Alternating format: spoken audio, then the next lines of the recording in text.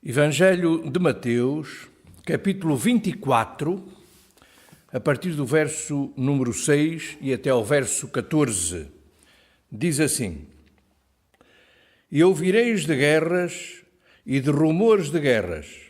Olhai, não vos assusteis, porque é mister que isso tudo aconteça, mas ainda não é o fim. Porquanto se levantará nação contra nação e reino contra reino, e haverá fomes e pestes e terremotos em vários lugares. Mas todas estas coisas são o princípio de dores. Então vos hão de entregar para seres atormentados e matar-vos-ão, e sereis odiados de todas as gentes por causa do meu nome. Nesse tempo, muitos serão escandalizados e trair-se-ão uns aos outros e uns aos outros se aborrecerão. E surgirão muitos falsos profetas e enganarão a muitos. E por se multiplicar a iniquidade, o amor de muitos esfriará. Mas aquele que perseverar até ao fim será salvo. E este Evangelho do Reino será pregado em todo o mundo para testemunho a todas as gentes, e então virá o fim. Nestas palavras do Senhor Jesus, nós temos, de certa maneira, um resumo dos 2000 anos de história do cristianismo. Tudo isto tem acontecido ao longo dos séculos, umas vezes com mais frequência, outras vezes com menos frequência, mas tudo isto faz parte da história e creio que não é segredo para ninguém. Há sinais externos que o Senhor nos manda para que nos dê um alerta e para que cada um de nós possa, porventura, arrepiar caminho e mudar aquilo que o nosso Pai determinou. E aqui fazemos uma pergunta cuja resposta o Senhor também nos dá. Será que é possível alterar tudo isto? Claro que sim. Se o homem se arrepender, se o homem arrepiar caminho, naturalmente o Senhor sustém aquilo que tem pré-determinado para limpar a terra, para chamar a atenção dos homens, para purificar estas criaturas com tanta maldade. Vamos atentar aos sinais externos que o Senhor nos adverte na palavra que foi lida. As catástrofes, os terremotos, as pestes e outras advertências são o dia-a-dia, aumentando de intensidade desde a profecia de Jesus. Claro que nós temos coisas tremendas ao longo da história que estão registadas e que nos arrepiam. Mas o certo é que no final do tempo, conforme nós temos notado, as coisas estão acontecendo com mais frequência. Temos também a perseguição religiosa, que é uma constante dos tempos idos. Houve um pequeno interregno. Nós aqui há uns anos atrás, talvez 50, 60 anos, diríamos que isso não iria acontecer. No entanto, hoje a perseguição aos cristãos, particularmente, está acontecendo e nós achamos estranho, mas não devíamos achar na medida em que a palavra nos adverte disso. Temos também escândalos. Ai dos escândalos, conforme disse o Senhor, escândalos particularmente religiosos dentro das igrejas, sejam elas quais forem, com a maldade dos homens. E claro que nós sabemos que esses escândalos sempre os houve, a maioria deles escondidos, porque na altura era fácil fazê-lo, mas hoje são patentes a toda a gente e isso vem denegrindo as instituições, levando ao descrédito e, quem sabe, a muitos ao afastamento por causa de tanto pecado que graça no lugar aonde deveria haver a bondade, haver a misericórdia e haver a lisura. Agora vamos atentar àquilo que nos é dito no grande Evangelho de João. Estas mensagens visam particularmente isso. Analisar a Bíblia por aquilo que ela nos diz de forma muito sucinta, mas depois esclarecer um pouquinho mais com aquilo que em pormenor nos é dito no Evangelho de João, no grande Evangelho de João. Vamos atentar aos alertas proféticos. Alertas proféticos em que o Senhor levanta pessoas que profetizam, que falam em seu nome. Muitas são ridicularizadas, a maioria delas não se lhes presta atenção, mas não é por isso que o Senhor não deixa de advertir. No grande Evangelho diz assim o Senhor, demarcando, conforme já tem sido dito em mensagens anteriores, uma data. Daqui a quase 2000 anos serão inspirados inúmeros videntes e profetas, porque aparecerá igualmente número maior de falsos profetas, inclusive falsos cristos, orgulhosos, dominadores e isentos de amor. Falsos profetas e falsos cristos. Por que esta divisão? Os falsos profetas, o Senhor está a falar precisamente das criaturas que pretensamente se dizem inspiradas e levam o homem ao erro, levando à distorção da palavra, à distorção da doutrina. Mas os falsos cristos também são uma sequência dos falsos profetas e aí nós podemos ver a proliferação de 500 igrejas, umas detentoras da verdade, e louvado seja o Senhor por isso, mas uma grande parte delas mescladas com verdade e mentira, falsidade, deturpação de tanta coisa e algumas delas até escondendo dentro de si o roubo e outras coisas desagradáveis.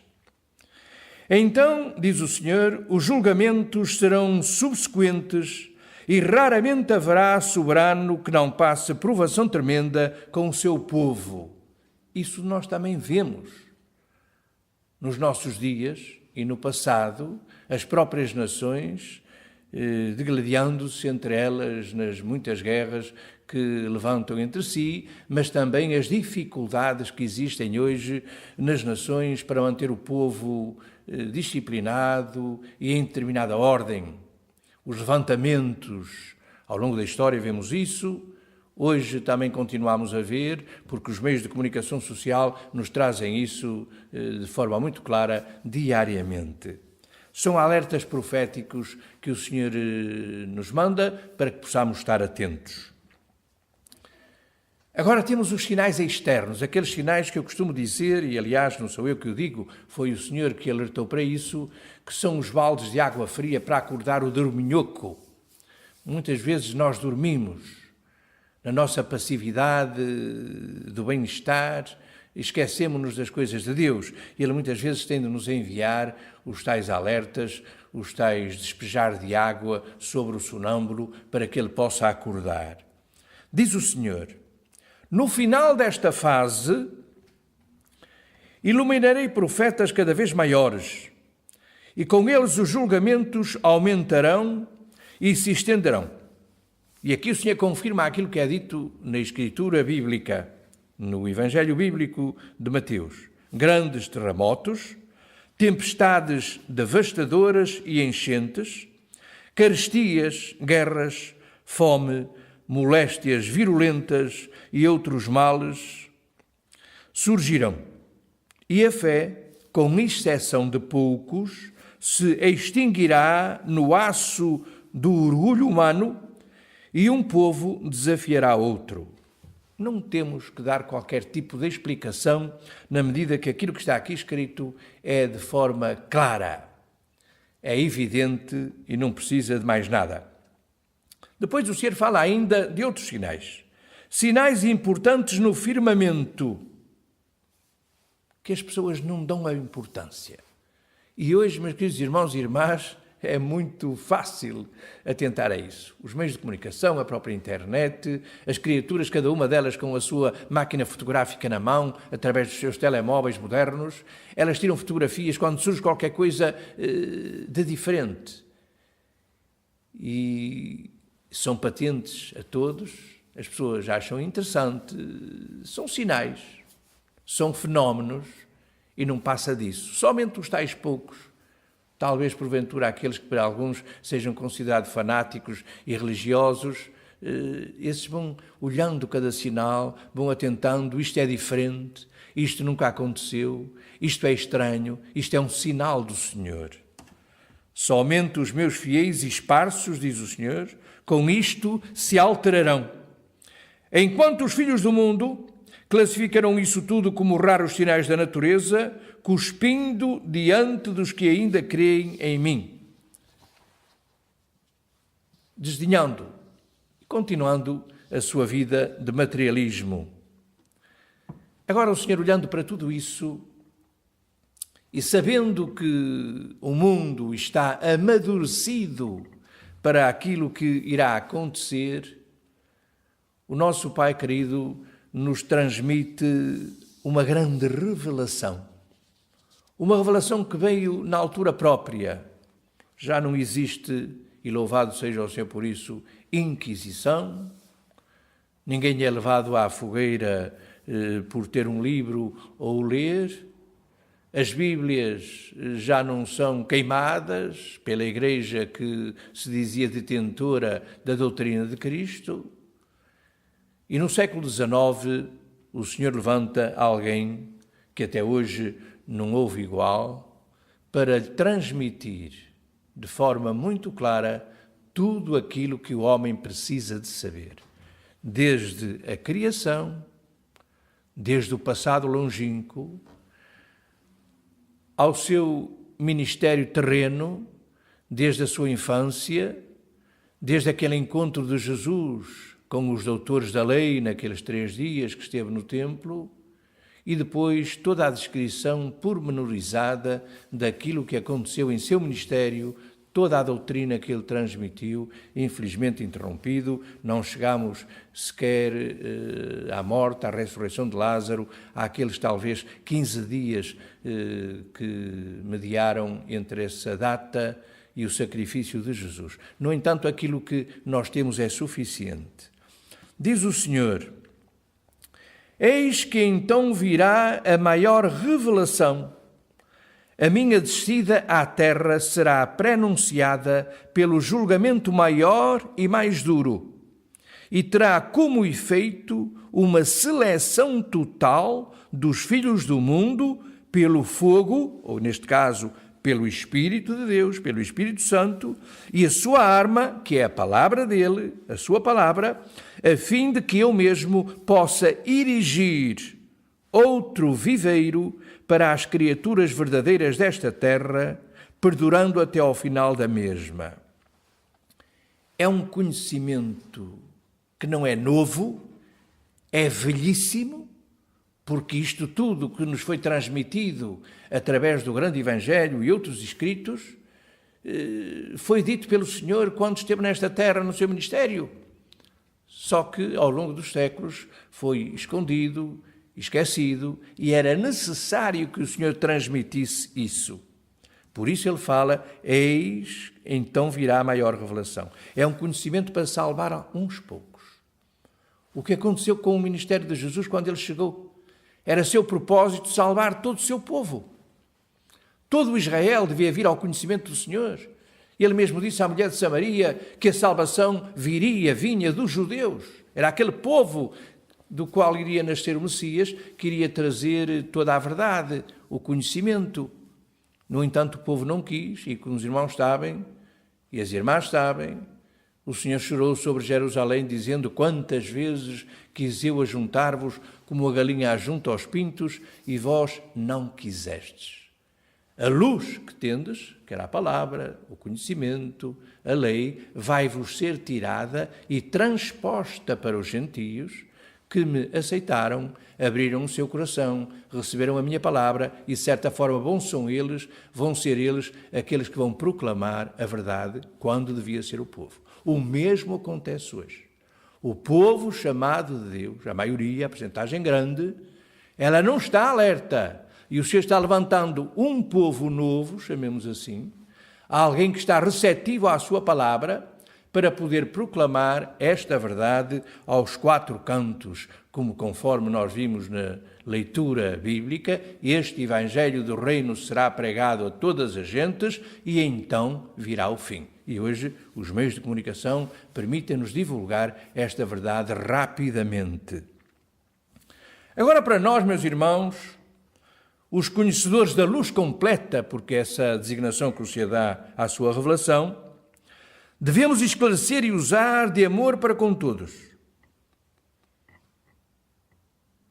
Não proclamar esta verdade pela vaidade, porque somos superiores aos outros de maneira nenhuma, mas na bondade, na mansidão, procurando arrebatar o maior número de vidas para o conhecimento de Jesus, para um Jesus vivo, para um Jesus sem templo, muitas vezes, mas um Jesus que atua no coração do homem, transformando a sua índole. A palavra de Deus, a Escritura, diz-nos assim: tenho-vos dito isto, para que em mim tenhais paz. No mundo tereis aflições, mas tendo bom ânimo, eu venci o mundo. Estes demarcadores e proclamadores da verdade, desta verdade, eles devem ter paz em todas as circunstâncias.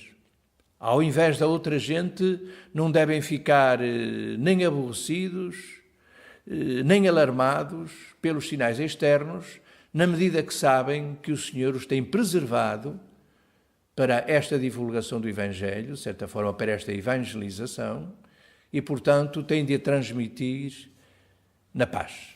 A tal paz que o Senhor nos deu, de forma diferente daquela que o mundo dá, porque é uma paz que assenta no conhecimento e no descanso pela fé na sua pessoa. Uma altura, meus irmãos, o Senhor transmitiu no nosso meio uma revelação muito interessante, através de uma mensagem ditada pelo Senhor, e aquilo que Ele nos disse, eu vou transmitir-vos. Diz o Senhor: a salvação descerá no meio da provação e da privação de tudo o que é terreno. De certa forma, o Senhor tem a provação como alfobre para libertar o seu povo, para o levar a deixar as coisas mundanas, levando muitas vezes a alguma tristeza. Ele mesmo diz aqui: a salvação descerá no meio da provação. E o Senhor ainda diz: gemido e dor serão o vosso dia,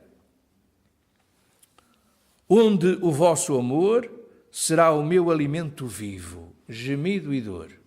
Será que o Senhor tem prazer em nos transmitir, em nos dar, em nos provar esta dor? Ele dá-nos esta dor porque fica alegre com isso? De maneira nenhuma. Mas os irmãos vão de reparar, quando nós somos subjugados pela dificuldade, a nossa disciplina espiritual é diferente do tempo em que tudo vai bem. Chamemos assim do tempo das férias. Temos de estar, de certa maneira, espartilhados. Estão recordados daquilo que o apóstolo Paulo sofreu em seu ministério? Estão recordados da oração que o mesmo apóstolo dirigiu ao Senhor para que ele passasse dele aquela dificuldade, aquele chamado espinho na carne? O Senhor ouviu, o apóstolo Paulo diz que 3 vezes orou ao Senhor por aquilo, e ele respondeu-lhe negativamente. Não diz isso a Bíblia, mas dizemos nós: isso que tu estás a me pedir, eu não te dou. Mas o Senhor disse uma coisa: a minha graça te basta. Fosse qual fosse a dificuldade do apóstolo, era necessária, ele mesmo diz que era um mensageiro de Satanás para o esbofetear, para que ele não se exaltasse por causa da excelência das revelações. O Senhor transmitiu-lhe aquela dor, aquela mágoa, aquele sofrimento, para que ele não se exaltasse, para manter o seu servo na disciplina da humildade. O Senhor continua: gemido e dor serão o vosso dia, onde o vosso amor será o meu alimento vivo. O nosso amor, através da caridade, será, chamemos assim, o alimento vivo que o Senhor nos transmite, para que cada um de nós possa estar trabalhando em prol da obra sem desfalecimento, sem olhar para trás, porque um dia lançou a mão no arado, usando esta expressão bíblica, e não quer largá-la, quer continuar. Ainda diz o Senhor: preparai-vos, porque para eu abrir os céus Vós ireis ver horrores na terra, mas será um momento de libertação e a vós nada faltará. Nunca o servo do Senhor, conforme diz a Escritura, irá necessitar, e louvado seja o Senhor por esta promessa, de mendigar o pão. Agora o Senhor diz para que o céu seja aberto. E quando eu olho o céu seja aberto, Senhor, para quê? Ora, nós esperamos, a maioria de nós espera, o momento chamado do arrebatamento da Igreja. O que é esse arrebatamento? O arrebatamento é muito simples. É cada um de nós estar no seu dia-a-dia e de repente o Senhor achou que chegou a hora, nos arrebata, nos leva até si no momento, num abrir e fechar de olhos, porque a partir dali o Senhor irá entrar em julgamento com esta terra de forma diferente. Então, para que os céus se abram, nós iremos ver horrores. Meus irmãos, olhemos à nossa roda. Olhemos a dificuldade das pessoas. A movimentação dos imigrantes procurando um nadinha melhor do que nas suas terras, onde há fome, onde há guerra constante. Isto é um pouco, isto é aquilo que é conhecido e aquilo que não é conhecido. Quanto sofrimento, mas o Senhor diz que este sofrimento vai ser um pré-preparo para que os céus se possam abrir. O homem, no entanto, persevera na maldade. Os alertas surtem pouco efeito. Cada um procura, na medida da sua possibilidade, melhorar a sua existência, dar algo de melhor porventura ao seu povo, ganhar umas eleições para mandar. Em suma, aquela luta que nós conhecemos, ela vai continuar, como que desconhecendo tudo aquilo que o Senhor tem transmitido. Diz o grande Evangelho: o homem que age contra a lei demonstra ser livre, da mesma forma que aquele que a cumpre. Portanto, ao homem é dado o livre-arbítrio, ele pode fazer aquilo que entender. O Senhor diz até que toda a criatura tem que ter a possibilidade de ser um demónio ou um anjo. Portanto, a demarcação é essa. Por isso, não deveis criticar e condenar quem quer que seja, mas ensinar com toda a paciência e meiguice e demonstrar ao perdido o justo caminho. A nossa tendência é criticar. Isto não está bem, isto está errado, aquilo devia ser feito de outra forma. Não devemos fazer isso. Devemos deixar esse tipo de julgamento para o Senhor. A nossa função é, chamemos assim, procurar transmitir à pessoa, seja ela quem for, a verdade e o caminho que o Senhor um dia nos abriu para chegarmos à eternidade e nos encontrarmos com Ele. Querendo palmilhá-lo, será em seu próprio benefício. Caso contrário, não deveis coagi-lo, e sim como medida extrema, expulsá-lo de uma sociedade de princípios bons e puros, pois um crente por coação é 10 vezes pior do que um incrédulo e apóstata. Estas palavras enfáticas do Senhor mostram-nos realmente que ninguém pode ser forçado. Muitas vezes nós temos por tendência a forçar as pessoas, faça isso, deve fazer aquilo. Não devemos fazer isso. Devemos mostrar somente que o caminho é este. E o caminho contrário leva à perdição. E tem de ser a pessoa, seja ela quem for, o familiar mais próximo, ou o amigo, ou até o desconhecido, deve fazer a sua escolha e nós devemos transmitir-lhe só a verdade, e a verdade é Jesus. O nosso cotidiano, de certa maneira, está descrito de forma muito clara pelo Senhor, e Ele quer ainda mostrar mais alguma coisa que irá acontecer ao mundo. Diz o Senhor: agora demonstrarei a quarta espécie de fogo, pela qual toda a criação será purificada na minha segunda chegada. Essa espécie consistirá de grandes convulsões telúricas de várias categorias, mormente naqueles pontos onde foram construídas as metrópoles sumptuosas, em que dominam o pior orgulho, o desamor, os maus costumes, os falsos testemunhos, o poder, a honraria, o ócio, ao lado da maior pobreza, miséria e sofrimento, gerados pelo excessivo epicurismo dos ricos. E isto, meus irmãos, ainda não aconteceu. Nós temos visto terremotos em algumas cidades, sim, em algumas localidades, e é muito interessante que nós dizemos, Senhor, não sei porquê, parece que escolhes a pobreza, os lugares mais pobres, para enviar estas catástrofes. Isso também tem uma explicação. E o Senhor a deu. Eu estou provando o mundo. Eu começo a provar o meu povo por estes necessitados, pelos pobres. Senhor, porquê é que não provas os ricos? Porquê é que não mandas esta catástrofe no meio deles, Senhor? E o Senhor explica, de certa maneira, com toda a lógica. São os ricos, são os poderosos, são os governos que ainda detêm o poder e a disciplina e a ordem.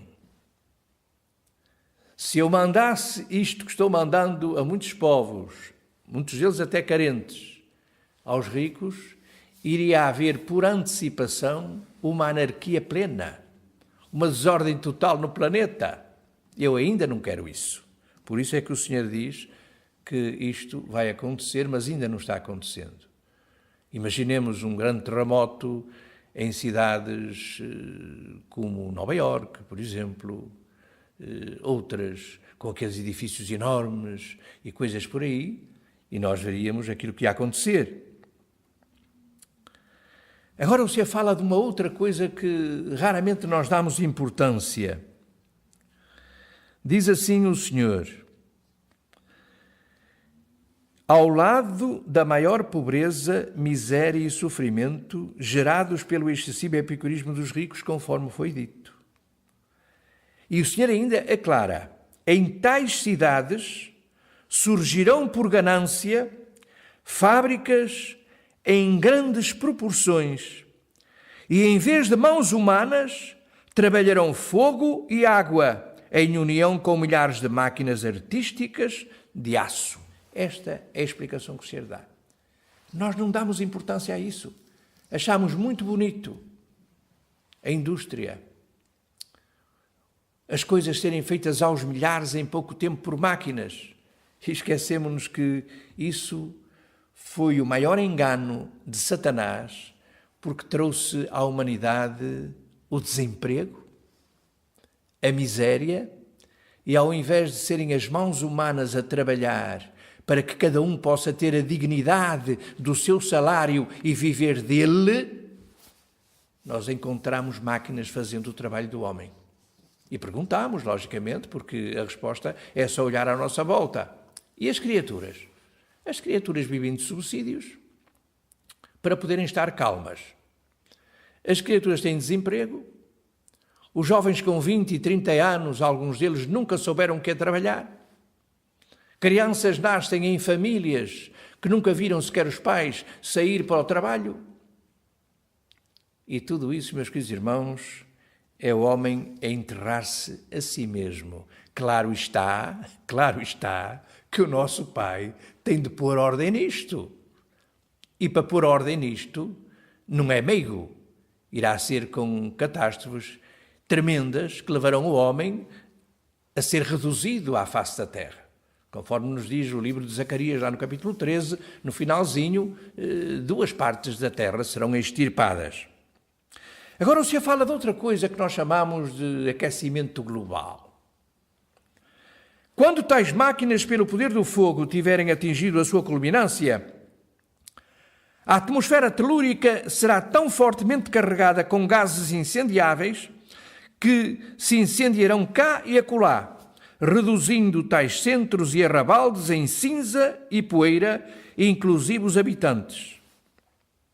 Meus irmãos, é preciso explicar isto? Claro que não. Claro que não. Incêndios tremendos que nunca houve, quando chegam a época do calor, E nós dizemos, não sei, as criaturas estão procurando extinguir os incêndios com os seus aviões, com a água e etc., como fizeram sempre, e normalmente apagam. E eles parece que cada momento ficam mais incandescentes. E esquecemos, meus irmãos, que a poluição, estes gases incendiáveis que milhões e milhões de automóveis, aviões e etc. lançam para o ar, eles estão sendo acumulados. E vai chegar a hora, conforme foi dito, que algo vai acontecer. Agora nós dizemos, Senhor, mas isso vai ser terrível. Claro que sim. Mas olha a palavra que o Senhor diz, que contraria um pouco este nosso pensamento. Tal será uma purificação enorme e eficaz. O homem tem livre-arbítrio para parar isto? Claro que sim. Reduza aquilo que chama de poluição. Mas não podemos, a vida está organizada assim. Tudo bem, é consigo. Imagina uma criatura conduzindo um automóvel a uma velocidade altíssima, tem X quilómetros à sua frente, ao final desses quilómetros existe um paredão. Nós olhamos esse veículo, o condutor louco, e dizemos assim, este homem vai matar-se. Porque se ele conduz a esta velocidade e não para, ele vai estatelar-se contra o paredão e morre. E o carro fica destruído, claro que sim. E o livre-arbítrio? Ele pode alterar isso? Claro que pode, meu irmão. Para o carro. Se parar o carro já não vai bater. Então o homem tem de parar, este pertence ao carro, mas infelizmente não para, portanto ele só tem de esperar aquilo que o Senhor está aqui a predeterminar. Para finalizar, meus irmãos, eu vou ler também uma outra advertência que ainda não aconteceu, mas se o homem não arrepiar caminho, vai acontecer. Não porque eu o digo, porque seja todo homem mentiroso, mas Deus verdadeiro, mas porque o Senhor o diz. Presta atenção àquilo que é dito. O excessivo número de pobres que está acontecendo e oprimidos se levantará contra os orgulhosos, opressores, liquidando-os. O Senhor um dia disse, mesmo que o homem coma uma comida desagradável e até má, o seu organismo aguenta. Mas se lhe faltar a comida, ninguém para as pessoas. Vejamos aquilo que acontece quando alguma catástrofe surge. Os supermercados que ficaram sendo invadidos para as pessoas irem buscar comida, agora imaginemos que isso acontece. O que é que vai acontecer? Não precisamos de imaginar, não precisamos ser muito imaginativos para saber que realmente o Senhor tem razão. Será qual segundo dilúvio, pela ira do fogo da pobreza, por demais oprimida. E olha aqui agora os tais ricos que nós muitas vezes dizemos, Senhor, castiga os ricos, castiga os poderosos. Vai chegar a hora. Veja o que se disse o Senhor. Passarão pior sofrimento os habitantes das metrópoles e os seus governantes. Exatamente. Como eles estão tremendo, sendo para já invadidos por milhares de pessoas que procuram melhorar a sua vida e entram pelas cidades e as criaturas já não sabem o que é que hão de fazer. Isto vai terminar? Claro que não. Vai pura e simplesmente aumentar. Mas claro, temos sempre uma palavra de esperança. E qual é a palavra de esperança que o Senhor nos quer transmitir mediante tanta coisa desagradável que foi lembrado? É muito simples. Estar junto dele. Estar completamente ligado a ele. Sabendo aquilo que o Senhor nos transmitiu, mas será um momento de libertação e a vós nada faltará. E neste nada faltará, não vamos imaginar sumptuosidade, grandeza, riqueza, coisa nenhuma. Este nada faltará, para além de tudo, é a bênção e é a proteção do Senhor. Que Ele nos possa abençoar.